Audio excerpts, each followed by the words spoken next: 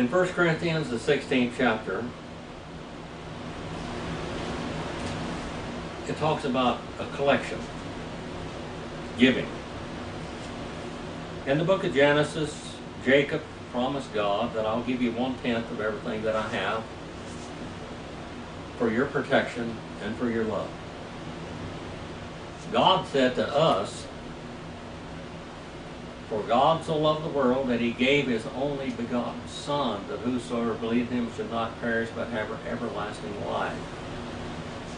Throughout the Bible it talks about how Christ, that was rich in glory, became basically living in poverty. All through his ministry for 3.5 years he lived in poverty from house to house on handouts. He was busy telling them he was the Messiah, King of Israel, and that he was proving that by the miracles that he did. We see so much of the grace of God, the love of God, the calling of God. Whom the Lord called, he loved. Before the law was ever instituted, God taught mankind tithing in the garden. One of the first places, the first men that did not tithe in the garden was Cain. And from the Hebrew language you see this. God approached Cain because he was very unhappy because he had brought a cursed offering from a cursed ground to atone for himself to God, and God said that's not going to work. In the first place, maybe he bought a bale of hay. Well, an animal, it takes many, many bales of hay to make a pound of flesh. And they were offered the whole animal. The whole animal were heard, and Cain was going to make a shortcut. I'm going to give my grain to you, and you will accept this. And that'd be my offering. And God said no. The grain was not enough. It was not, he said, you are not cutting straight, is what he told him. You are not dividing correctly, Cain. Won't you do right? If you tithe, if you really give to me, won't you be happy? And won't your countenance be lifted up? Won't you smile instead of your nose glowing like a light bulb? It's literally what it says in the Hebrew. Won't your nose quit blowing, and won't you be happy if you give to me like you should? That gift was a sign of the Messiah to come. Jacob, in the 20-some-odd chapter of the book of Genesis, tells God, you protected me, and I'll tithe what all I have. Then in the law of Moses, they were supposed to tithe. And here in the New Testament, we live under the age of grace, the church age, and yet we still should give to God. We need your help. We support this ministry pretty much out of our own pockets for many years. Now we have some pretty faithful givers, but it's still not enough to meet all of our needs.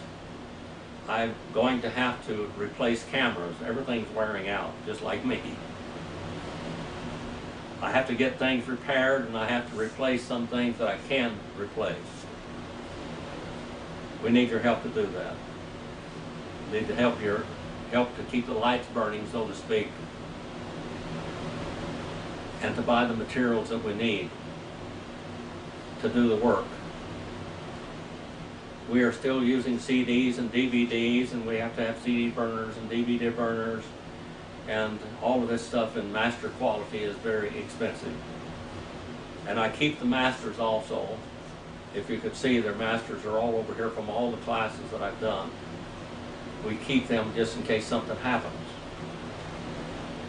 In sermon audio, we had I had invested over $10,000 in our bookstore. our web store, and it disappeared. It's gone. I still invest the money. We have no way now, when someone gives a substantial amount, I send you everything we have. Just, you have it all. I just will cut and paste it in there, you download that, and you have everything I ever wrote. We just finished the book of Genesis in PDF form. We got all of that. We're working on the book of Exodus right now, and it's a lot of work and a lot of money to do all these things. But I'm doing them for you, so you can have this material as you're studying, whether you're teaching, whether you're pastoring, or you're just a lay person that's just learning from God's Word. We need your help.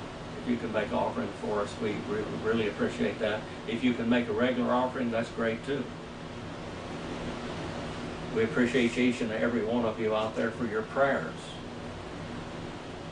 Here, in the 16th chapter, it says, now concerning the collection for the saints, as I directed the church of Galatia, so I do also for you.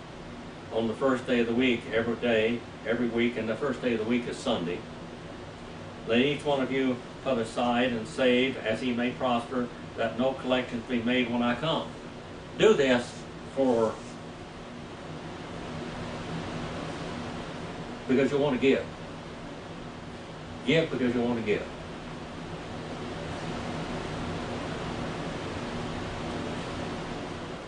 Here was an offering that they took for the saints in Jerusalem, so they could take and help one another.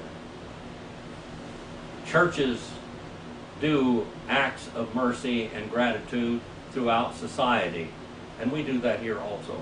We help people that need to be helped. We feed people that need to be fed at times. We don't preach for money, but it takes money for us to keep on preaching. Please help us if you can. And God bless you. Thank you for all your prayers and your financial support also. Father, I pray that you use this little message to help us in our endeavors to keep your word going out to all over the world. Please forgive me where I failed you.